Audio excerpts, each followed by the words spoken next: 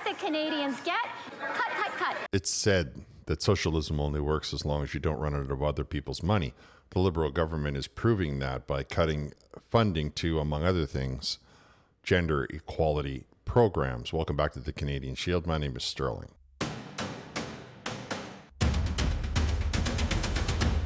The Carney government's deadline is looming yet again for signing a deal with Donald Trump, and I haven't heard much from Carney's press in the last couple of days, at least not concerning the Liberal Party, so maybe they're going to surprise us all with something as of midnight.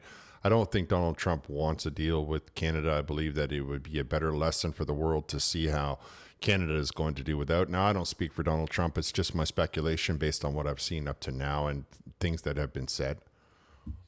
I believe that we can see that the Liberal government is starting to panic, and they talk about they're making cuts left, right, and center over the 15% to all departments that Champagne asked about. Of course, now with the whole season of no development and with the Liberal government really having accomplished nothing in the last at least 2 calendar years, the large industry that supported Mark Carney is now asking for money, and many of the people that supported Mark Carney are going to be getting a lot of their funding cut, which is just, it's kind of a sweet irony, if I am honest with you, because though you might not have seen as much money under the Conservative government, at least they told you that going in, and you can always trust an honest politician over a crooked banker, if I'm, if that's what we're looking at. So we're going to cover a couple of things about how we can compare the USA's policies and socialism versus capitalism in Canada versus the US. And it's going to really sort of bring it home to those of you that voted without thinking your way through your vote, who voted not on policy, but what political party they were, rather than thinking about who or what they had to offer to you. We're going to open with a story about one that is going to be very impactful on big sections of Ontario and the overall GDP for Canada. Aloma Steel seeking $500 million in federal support amid ongoing concern over the U.S. tariffs. Aloma Steel is seeking $500 million in federal support as the company faces continued uncertainty from U.S. tariffs on Canadian steel. The Sault Ste. Marie, Ontario-based steel producer said Thursday that it applied for funding under the large enterprise tariff loan program announced by Ottawa in March to support companies affected by tariffs and countermeasures. Isn't it remarkable that the federal government took the time to draft a loan program in March, though they were assuring everybody that they were going to seal the deal? Am I the only one who thinks that that was a little bit ahead of time, that they managed to put this program in March, knowing it seems like by July that their companies would be applying for it? And why is it that there's a large industry loan program, but not a small industry program? Well, Mark Carney and the Liberal Party assured everyone that was sitting on the fence with the NDP and the Liberals, between those two parties, that they were never going to touch that Pharmacare program, that was going to be coming through. And if you didn't vote for the Liberal Party, if you were on the NDP and you wanted to ensure that not only did the Conservatives wouldn't become the leading party in the House of Commons, but that you would protect all of this Pharmacare program, the diabetes and the birth control, you would switch your vote from the NDP over to the Liberals. And now it turns out that the Liberals have stopped funding the Pharmacare program and are not even trying to close any of the deals with the provinces. The only ones that have signed were signed before Mark Carney, when it was still Justin Trudeau. Health advocates shocked as Carney's Liberals back away from Pharmacare program. Reproductive health advocates say the federal government's failure to commit to funding Pharmacare in all provinces and territories is leaving people with a lot of uncertainty and could create inequality across the country. The first phase is supposed to be covering diabetes and birth control, contraceptives. It also called for the government to study the best way to create universal Pharmacare program to cover all medications, but because they've run out of money, they cannot continue to make these deals because they simply do not have the federal funding to give to the provinces for people's birth control. The Trudeau government signed deals with BC, PEI, Yukon, and Manitoba. They also set aside $1.5 in the last budget to fund the first phase of the program, $1.5 billion, but the new Liberal government will not commit to signing deals with the remaining jurisdictions. Health Minister Michelle was asked about the lack of new Pharmacare negotiations with the promise last week. She did not commit to getting the remaining deals done. It is a new government and we are in a new context, and we have to have discussions with the provinces to see how we can support them. But that wasn't the deal. The deal was if the NDP supports the Liberal Party and takes the numbers that were tanking and gives them back the seats that they wanted to give them in the House of Commons, they would make sure that the Pharmacare came through. And instead of going around and signing these deals, the Carney government, the Liberal government, has once again gone back on what it is that they claimed they were going to do and are simply trying to make you think that it will all happen tomorrow. It's just around the corner. It's coming in the mail. It's never going to get here because they don't have any money. And they are imagining in your mind that they are not sealing these deals and they are still putting us into such deficit that Canada owes 5% more money than it makes. I can't even imagine what will happen come next year because we will have to be borrowing at a higher interest rate. But leave all of that aside. Let's just look at the fact that Mark Carney sat at the podium and promised all of the women that supported his position that he was going to ensure that birth control would be free. And it would not only would it be free, that you wouldn't even need to ask to see a doctor. The pharmacist could provide it to you. And here we see them saying to you, no, now it's all different. We got to renegotiate with all of the various provinces and all of the stuff that's just actually stalling you and going back on everything that they said on the campaign trail. Because on the campaign trail, they never said, no, we're going to talk about it. What they said is they're going to make sure it happens. Don't worry about it. Support us. Don't support Jagmeet Singh.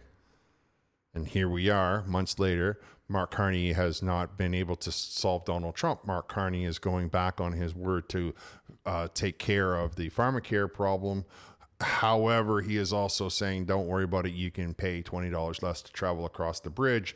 And anybody under the age of 17 that's accompanied by a paying adult can get into a museum free of charge for the whole summer, which I find to be beyond insulting. I mean, we have real problems here and you're trying to... that's just like, you know what, let them eat cake. Now, the really big one, the one that targets a certain aspect of society who almost overwhelmingly supported the Liberal government. And if Pierre Poilievre's Conservatives had done this, you would hear nothing but a 24-hour cycle of how this was being done by the Conservatives. But because the Liberals done it, you're hearing nothing from their propaganda arm, from their propaganda people who masquerade and charade as being journalists, but are actually just bought and paid for puppets that say what they're told to say when they're told to say it. I had to pick this up from the Canadian Centre for Policy Alternatives. Cuts to Women and Gender Equality Canada will take us back to the Harper days. Canadian policymakers are backtracking on promises to defend gender equality and stripping departments of funding, just like in the United States. I wonder if what they mean by that is that Carney and Trump are the same? Because I've been looking at this now for months, and Carney and Trump, Carney wishes that he had the same kind of stuff that Trump has. On April 28th, women voters delivered a major victory for the Liberal Party, turning around the electoral fortunes of a party that had been trailing its major opponent by 25 points in the year leading up to the election. The Liberals succeeded despite only a cursory discussion on gender equality in the Liberal platform, as the Liberals forcefully sought to distance themselves from the Trudeau record. And despite the removal of the Minister of Women and Gender Equality from cabinet in March when Mark Carney was elected Liberal leader, a decision that he walked back after the general election in the face of protests. Yeah, he ran up and down saying that you would have no problem getting your free birth control and you would have no problem being protected. And here we see cut, that they're just cutting it everywhere because that's exactly what they have to do because they don't have any money. And what you need to hear from yourself is that you voted against Trump, who's making his country truckloads of money. So if you voted based on the idea that the individual that you gave your vote to was going to be really good with money, then you should have supported Trump instead of turning against him. You should have said to yourself, no. What I want is the kind of money that people that are living in the States are going to be making for me and my family and my standard of living and for my life. So yes, I am playing the card of, you should have known better yet again, and you should have known better. But let's just move forward and understand that what we have to do is not repeat the same mistakes. Questions continue to linger about the new government's commitment to gender equality. What's the state of the National Action Plan to end gender-based violence? Where is the new Equity Employment Act? What's being done to bolster the capacity of gender equality organizations confronting an increasingly anti-feminist backlash? The answer is not much. In fact, the conclusion of current funding programs wage, Canada's budget is set to decline by a whopping 80% between 2024 and 2027, a much larger cut than the 15% identified by the new Finance Minister Champagne's Comprehensive Expenditure Review. Now, what we can take away from that is that the Liberal government doesn't have any money, and the first thing they're going to be doing is taking away the money from gender equality because they don't have any money. And they're not generating any money, and they know darn well that they can't take away any more money from the men who are about to lose their jobs, some of the highest paying jobs in the country in Southern Ontario and Western Ontario and big sections of Quebec. They're going to be forking out huge amounts of money on the unemployment because they can't seal the deal, and those industries are about to collapse, never mind the automotive industry. So they're just going to cut the money from people who gave them their vote blindly, and they don't really care what happens. So now we know that the Liberal Party is cutting, and that they took the time to see that the companies would need loans, but they didn't take the time to see how they could get out in front of it, and they managed to get everybody to give them their vote that are now getting all of their programs and all of their stuff cut while they wait for most of the full-grown middle-class men in big sections of the country to be put on the unemployment line, with no industry or no jobs to give them afterwards, because it's all gone down to the United States, where Mark Carney invests his personal money. By contrast, Donald Trump is making it hand over fist. You see right out of the gate, the capitalist system is making a lot of money. And on top of everything else, he's getting ready to cut everybody a check. I'll leave links in the description for all these articles. Senate introduces a bill for tariff rebate check after Trump suggested it. Senator Josh Hawley of Missouri, I believe that is, on Monday introduced a bill to send tariff rebate checks to American families similar to the stimulus checks sent during the pandemic. If enacted, the measures could provide a minimum of $600 per adult and dependent child, or $2,400 for a family of four. $600 each. Are you kidding me? Wow, that's going to be so much money going around the economy. People are just going to buy like new things. There are so many vacations they're going to be taking. They're going to get 20. If you're sitting there right now and you're a single mother with 3 children, you're about to get a $2,400 rebate for all of the tariffs. And what can the Democrats do? Do you believe the Democrats can oppose this? Come on. The proposal comes after President Donald Trump on Friday told reporters he was thinking about a little rebate for Americans from tariff revenue. So he's getting all of this from the tariffs. The plan that Mark Carney said was going to cause a global recession. The tariff plan that Donald Trump initiated that has been, criticized by so many people in the elitist far left, but is actually being loved by the people that are in the middle class, that is actually coming to fruition, that has actually solicited a $16 billion investment from various countries around the world. Foreign investment, you would hear Chrystia Freeland call it. Foreign investment, you would hear the Liberal Party Mark Carney talk about. None of that foreign investment is coming to Canada because the Liberal policies have dried up all foreign investment, because the Liberal policies have made it impossible for anybody from other countries to make any money. But we have all of these issues coming together in one sort of a perfect storm, and the Liberal government who told you on the campaign trail that they were going to be the person to settle the problem with Donald Trump. And here we are now coming in on the next deadline. So we've been through, what is this, our 4th deadline? What will happen come August 1st? I don't believe Donald Trump wants to make a deal. I think that he wants Canada to be put back into the same place as the rest of them, so that because Canada refuses to allow the market to open. And once we realize just how poorly our country is going to do without it, well, I hear Donald Trump saying never say never. So here we have, on the one hand, the government of Canada trying to tell you that it's all going to collapse down around Donald Trump. Now, 4, 5, 6 months later, we can see that Donald Trump is making so much money that he's about to cut a check to all of the people that are American born in the United States of America to the tune of $600. And that not only is he about to do it, he's had somebody from the Republican Party introduce a bill to that very point into the Senate.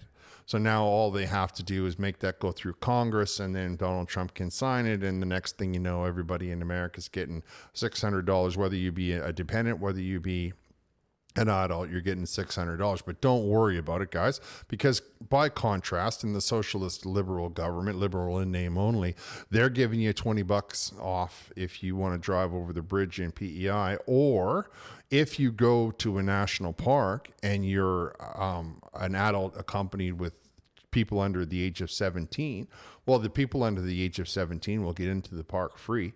I know you may be wondering in your mind, what about the people that are over 17? Well, if you're 18 to 25, you get 50% off.